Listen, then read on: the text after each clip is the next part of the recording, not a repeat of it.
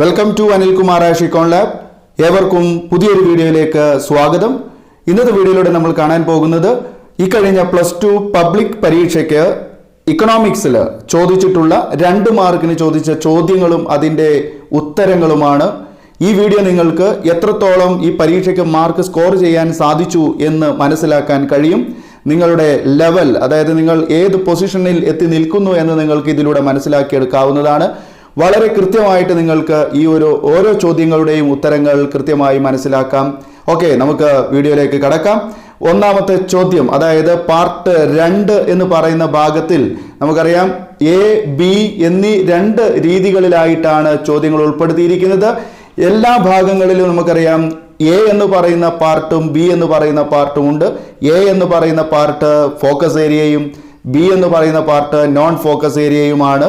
അപ്പോൾ ഈ പാർട്ട് എയിലൂടെ നമ്മൾ കടന്നു പോകുന്നു. അതിൽ 11ാമത്തെ ചോദ്യം, നമ്പർ 11 പറയുന്നത്. 11ാമത്തെ ചോദ്യം, write 2 examples for substitute goods and complementary goods. Write 2 examples for substitute goods and complementary goods. എന്താണ് മലയാളം? പ്രതിസ്ഥാപന വസ്തുക്കൾക്കും പരസ്പര പൂരക വസ്തുക്കൾക്കും 2 ഉദാഹരണങ്ങൾ വീതം എഴുതുക. പ്രതിസ്ഥാപന വസ്തു എന്ന് പറഞ്ഞാൽ സബ്സ്റ്റിറ്റ്യൂട്ട് ഗുഡാണ്. പരസ്പര പൂരക വസ്തു എന്ന് പറഞ്ഞാൽ ഏതാണ്? അത് കോംപ്ലിമെന്ററി ഗുഡാണ്, അല്ലെ? അപ്പൊ ഈ 2 വസ്തുക്കൾക്കും ഉദാഹരണങ്ങൾ എഴുതാനാണ് പറഞ്ഞിട്ടുള്ളത്. ഓരോ ഉദാഹരണങ്ങൾ മാത്രം എഴുതിയാൽ മതി. നമുക്കറിയാം എക്സാമ്പിൾ നിങ്ങൾ കൃത്യമായിട്ട് പഠിച്ചു വെച്ചിട്ടുണ്ടായിരിക്കും ഇതൊക്കെ. അപ്പോൾ ഇതിന്റെ ഉത്തരം എന്താണ്? സബ്സ്റ്റിറ്റ്യൂട്ട് ഗുഡിന് ഉത്തരം നമ്മൾ എന്താണ്? ഒന്നിന് പകരം ഉപയോഗിക്കാവുന്ന മറ്റൊരു വസ്തു എന്നാണ് സബ്സ്റ്റിറ്റ്യൂട്ട് ഗുഡ്, അല്ലെ? അപ്പൊ നമുക്ക് ഉദാഹരണം പറയാം, അല്ലെങ്കിൽ എക്സാമ്പിൾ പറയാം. ഏതാണ്? Tea, coffee. ഏതാണ്? ടീ, കോഫി, അല്ലെ? ചായക്ക് പകരം കാപ്പി ഉപയോഗിക്കുന്നു. ഇനി അതല്ലെങ്കിൽ നമുക്ക് പറയാം ഷൂസ്, സാൻഡൽ, അല്ലെ? ഷൂസ്, സാൻഡൽ അല്ലെങ്കിൽ ചപ്പൽ എന്ന് നമുക്ക് പറയാം, അല്ലെ? അപ്പോൾ ഞാൻ 2 എക്സാമ്പിൾസ് വീതം പറഞ്ഞു. അതുപോലെ തന്നെ കോംപ്ലിമെന്ററി ഗുഡിന് എക്സാമ്പിൾ നോക്കൂ. Bread and jam. Bread and jam ഒരുമിച്ച് ഉപയോഗിക്കുന്ന വസ്തുക്കളാണ്, അല്ലെ? ഒരുമിച്ച് ഉപയോഗിക്കുന്ന വസ്തുക്കളെയാണ് നമ്മൾ എന്ത് പറയുന്നത്? കോംപ്ലിമെന്ററി ഗുഡ്സ് എന്ന് പറയുന്നത്. Bread and jam. അല്ലെങ്കിൽ മറ്റൊരു എക്സാമ്പിൾ പറയുന്നു, pen, paper, ink. Pen, paper, ink, അല്ലെ? അപ്പോൾ ക്ലിയർ ആയിരിക്കും. ഇങ്ങനെ തന്നെ നിങ്ങൾ ഉത്തരം കൊടുത്തിട്ടുണ്ടാവുമെന്നാണ് കരുതുന്നത്. ഇനി ഈ ഉത്തരം അല്ലെങ്കിൽ നിങ്ങൾ ഇവിടെ കാര്യങ്ങൾ മനസ്സിലാക്കുക. ഒരുമിച്ച് ഉപയോഗിക്കുന്ന വസ്തുക്കളായിട്ട് നമുക്ക് കോംപ്ലിമെന്ററി പറയാം. ഒന്നിന് പകരം ഉപയോഗിക്കാവുന്ന വസ്തുക്കളായിട്ട് സബ്സ്റ്റിറ്റ്യൂട്ട് ഗുഡിനെയും പറയാം. ഓക്കെ, 12ാമത്തെ ചോദ്യം, distinguish between short run and long run in the production process. Distinguish between short run and long run in the production process. ഉൽപാദന പ്രക്രിയയിൽ ഹ്രസ്വകാലയളവും ദീർഘകാലയളവും എന്തെന്ന് വേർതിരിച്ചെഴുതുക. മൈക്രോ എക്കണോമിക്സിന്റെ 3ാമത്തെ ചാപ്റ്റർ പ്രൊഡക്ഷൻ ആൻഡ് കോസ്റ്റ്, ഉൽപാദനവും ചെലവും എന്ന ചാപ്റ്ററിലുള്ളതാണിത്, അല്ലെ? അപ്പൊ എന്താണ് ഷോർട്ട് റൺ, ഹ്രസ്വകാലം? എന്താണ് ലോങ് റൺ, ദീർഘകാലം? എങ്ങനെയാണ് നമ്മൾ ആൻസർ കൊടുത്തിട്ടുണ്ടാവുക? When a producer cannot bring about changes in all the inputs that time period is known as short run. എന്താണ്? When a producer cannot bring about changes in all the inputs that time period is known as short run.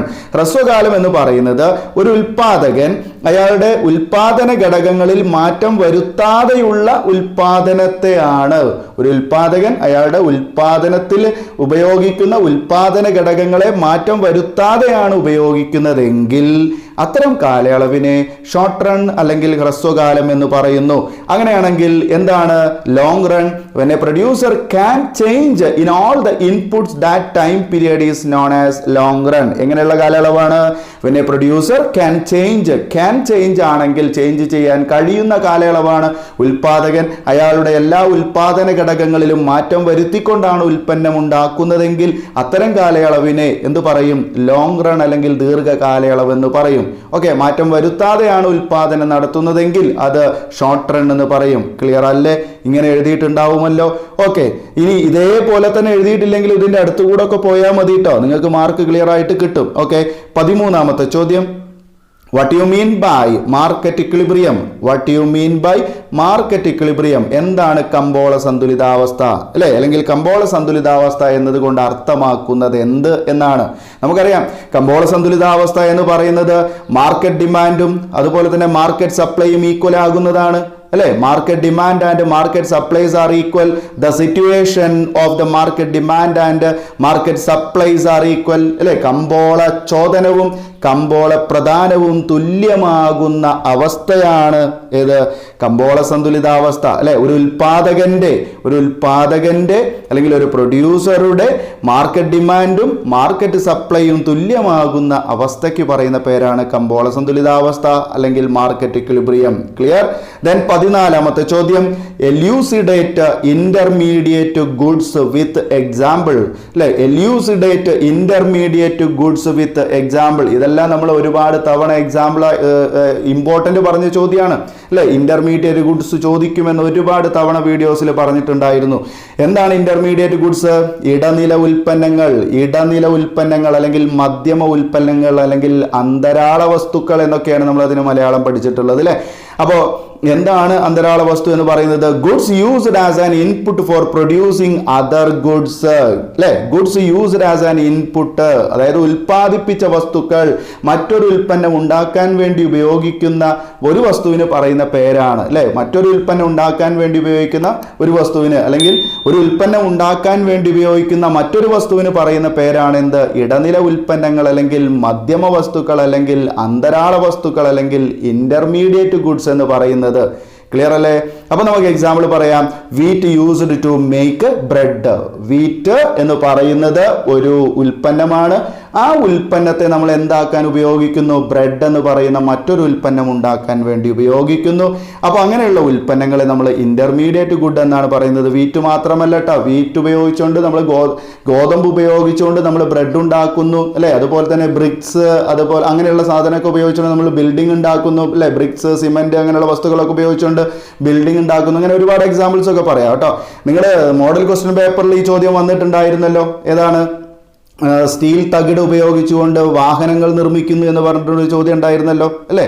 Okay, നിങ്ങൾ ഓർക്കുന്നുണ്ടാവും എന്ന് കരുതുന്നു. Okay, അപ്പോൾ 14ാമത്തെ ചോദ്യത്തിന് ഉത്തരം clear ആയി എന്ന് കരുതുന്നു.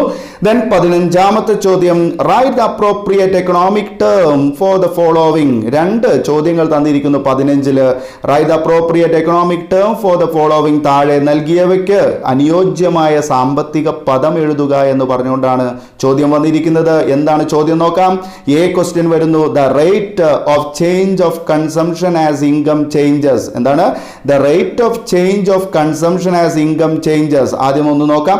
വരുമാനത്തിൽ മാറ്റമുണ്ടാകുമ്പോൾ ഉപഭോഗത്തിൽ മാറ്റമുണ്ടാകുന്നതിന്റെ നിരക്കാണ് ചോദിച്ചിരിക്കുന്നത്. The rate of change of consumption as income changes. അതായത് ഇൻകം മാറുമ്പോൾ കൺസംഷനിൽ മാറ്റമുണ്ടാകുന്നു. നിങ്ങൾക്ക് ഓർമ്മ കിട്ടുന്നുണ്ടാകും. Delta C divided by delta Y. Delta C divided by delta Y എന്ന് പറഞ്ഞാൽ എന്താണ്? MPC ആണ്, മാർജിനൽ പ്രൊപ്പൻസിറ്റി ടു കൺസ്യൂം എന്നാണ്. മാർജിനൽ പ്രൊപ്പൻസിറ്റി ടു കൺസ്യൂം എന്നാണ്. ക്ലിയർ അല്ലേ? അതുപോലെ ബി ക്വസ്റ്റ്യൻ എന്താ പറയുന്നത്? B question, the rate of change of saving as income changes, അല്ലെ? വരുമാനത്തിൽ മാറ്റമുണ്ടാകുമ്പോൾ സമ്പാദ്യത്തിൽ മാറ്റമുണ്ടാകുന്നതിന്റെ നിരക്കിന് പറയുന്ന പേരെന്താണ്? അപ്പൊ എന്താ പറയാ? Delta S divided by delta Y. ഉത്തരം എന്താണ്? MPS ആണ്, മാർജിനൽ പ്രൊപ്പൻസിറ്റി ടു സേവ്. അപ്പൊ എയുടെ ഉത്തരം MPC ആണ്, ബിയുടെ ഉത്തരം MPS ആണ്. ക്ലിയർ ആയല്ലോ? ഓക്കെ, ദെൻ നമ്മൾ ബി പാർട്ടിലേക്ക് പോകുന്നു. ബി പാർട്ടിൽ 3 ക്വസ്റ്റ്യൻസ് നോൺ ഫോക്കസ് ഏരിയയിൽ നിന്നാണ് വന്നിരിക്കുന്നത്. നോക്കാം. ലിസ്റ്റ് ദ മേജർ, 16ാമത്തെ ചോദ്യം, list the major sectors in an economy according to macro economic point of view. ഇത് നിങ്ങളുടെ മോഡൽ ക്വസ്റ്റ്യൻ പേപ്പറിൽ ചോദിച്ചിട്ടുണ്ട്. പല തവണ നമ്മൾ പല വീഡിയോകളിൽ ഇത് ഈ ചാപ്റ്റർ തുടങ്ങുന്ന സമയത്ത് തന്നെ നമ്മൾ ഇത് പറഞ്ഞിട്ടുണ്ട്. ഒരുപാട് തവണ കാലങ്ങളായിട്ട് ചോദിച്ചതാണെന്നൊക്കെ പറഞ്ഞിട്ടുണ്ട്. ഇത് വീണ്ടും ആവർത്തിച്ചു വന്നിരിക്കുന്നു. ചോദ്യം നിങ്ങൾക്ക് മനസ്സിലായി എന്നാണ് കരുതുന്നത്. List the major sectors in an economy according to the macro economic point of view. അതായത് സ്ഥൂല സാമ്പത്തിക കാഴ്ചപ്പാടിൽ ഒരു സമ്പദ് വ്യവസ്ഥയിലെ പ്രധാന മേഖലകൾ ഏതൊക്കെയെന്ന് ലിസ്റ്റ് ചെയ്യുക എന്നാണ്.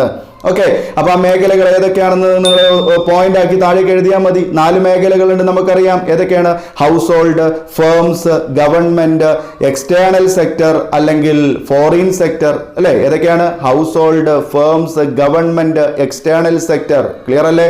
അതായത് കുടുംബങ്ങൾ, സ്ഥാപനം, ഗവൺമെന്റ്, വിദേശ മേഖല. കുടുംബങ്ങൾ, സ്ഥാപനം, ഗവൺമെന്റ്, വിദേശ മേഖല. ക്ലിയർ അല്ലേ?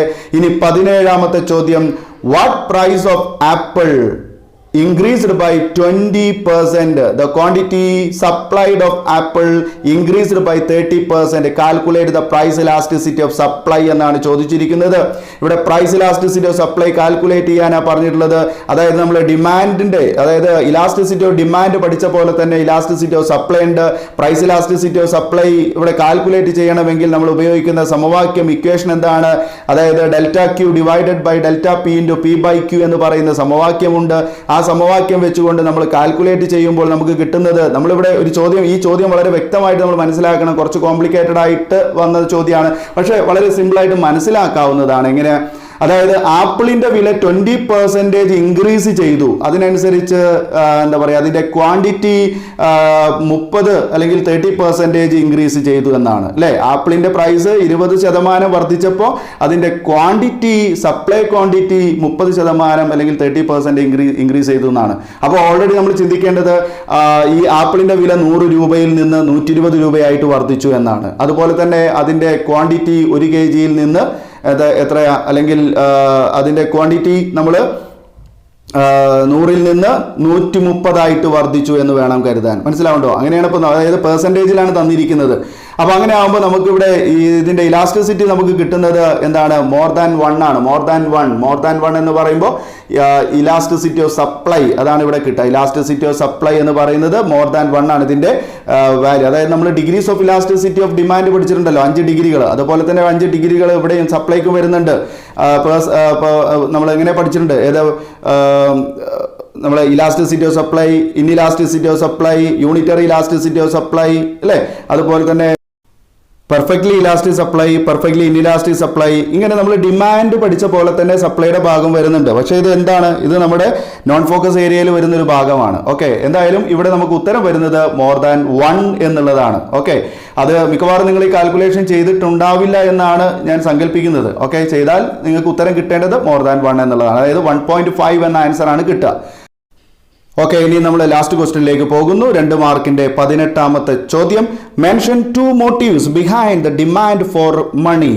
Mention 2 motives behind the demand for money. Demand for മണിയുമായി ബന്ധപ്പെട്ട് നമ്മൾ ഒരുപാട് തവണ പറഞ്ഞിട്ടുണ്ടല്ലേ. ഡിമാൻഡ് ഫോർ മണി, അതായത് പണത്തിന്റെ ചോദനത്തിന്റെ പിന്നിലുള്ള 2 പ്രേരണകൾ സൂചിപ്പിക്കുക എന്നാണ് പറഞ്ഞിരിക്കുന്നത്. ഡിമാൻഡ് ഫോർ മണിക്കുള്ള 2 പ്രേരണകൾ എന്തൊക്കെയാണ്? പണത്തിന്റെ ചോദനത്തിനുള്ള 2 പ്രേരണകൾ ഏതൊക്കെയാണ്? ഒന്ന് ട്രാൻസാക്ഷൻ മോട്ടീവ് ആണ് അല്ലേ. ആൻസർ 1 ട്രാൻസാക്ഷൻ മോട്ടീവ് ആണ്. ആൻസർ 2 സ്പെക്കുലേറ്റീവ് മോട്ടീവ് ആണ്, കൈമാറ്റ പ്രേരകം. അതുപോലെ ഊഹക്കച്ചവട പ്രേരകം. ആൻസർ 1 കൈമാറ്റ പ്രേരകം, 2 ഊഹക്കച്ചവട പ്രേരകം. ആ സംഗതി മാത്രം, പോയിന്റ് മാത്രം മതി, വിവരണമൊന്നും ഇവിടെ ആവശ്യമില്ല. 2 പോയിന്റിന് 2 മാർക്കാണ്. ഓക്കെ മക്കളെ, അപ്പോൾ ഇത്രയും കാര്യങ്ങൾ നിങ്ങൾ ഭംഗിയായിട്ട് ചെയ്തിട്ടുണ്ടായിരിക്കുമെന്നാണ് കരുതുന്നത്. 2 മാർക്കിൽ നിങ്ങൾക്ക് മുഴുവൻ, അതായത് നമുക്ക് തന്നിരിക്കുന്ന 8 ചോദ്യങ്ങളിൽ നമ്മൾ 5 ചോദ്യങ്ങളാണ് ആൻസർ കൊടുക്കേണ്ടത്. ഈ 5 ചോദ്യങ്ങൾക്ക് നിങ്ങൾ ക്ലിയർ ആയിട്ട് ഉത്തരം എഴുതിയിട്ടുണ്ടെങ്കിൽ 10 മാർക്ക് നമുക്ക് ഇവിടെ നേടാൻ സാധിക്കുന്നതാണ്. അപ്പോൾ മുഴുവൻ മാർക്ക് നിങ്ങൾക്ക് ഇവിടെ കിട്ടിയിട്ടുണ്ടാവും എന്ന് നമ്മൾ സങ്കല്പിക്കുന്നു. ഓക്കെ, അപ്പോൾ ഈ വീഡിയോ നിങ്ങൾക്ക് ഉപകാരപ്പെട്ടിരിക്കുമെന്ന് കരുതുന്നു. നിങ്ങളുടെ മാർക്ക് കാൽക്കുലേറ്റ് ചെയ്യുക, നിങ്ങളുടെ കമന്റുകൾ രേഖപ്പെടുത്തുക. വീഡിയോ ഇഷ്ടപ്പെടുകയാണെങ്കിൽ തീർച്ചയായും ലൈക്ക് ചെയ്യുക. ആദ്യമായി വീഡിയോ കാണുന്നവരുണ്ടെങ്കിൽ സബ്സ്ക്രൈബ് ചെയ്യുക. തൊട്ടടുത്ത് കാണുന്ന ബെൽ ഐക്കൺ എനേബിൾ ചെയ്തു വെച്ചാൽ ഇത്തരത്തിലുള്ള ഇനിയും പുതിയ വീഡിയോസ് നിങ്ങൾക്ക് നേരിട്ട് നോട്ടിഫിക്കേഷനായി ലഭിക്കുന്നതായിരിക്കും. ഓക്കെ മക്കളെ, അപ്പോൾ നമുക്ക് വീണ്ടും പുതിയൊരു വീഡിയോയിൽ കണ്ടുമുട്ടാം. എല്ലാവർക്കും നന്ദി, നമസ്കാരം.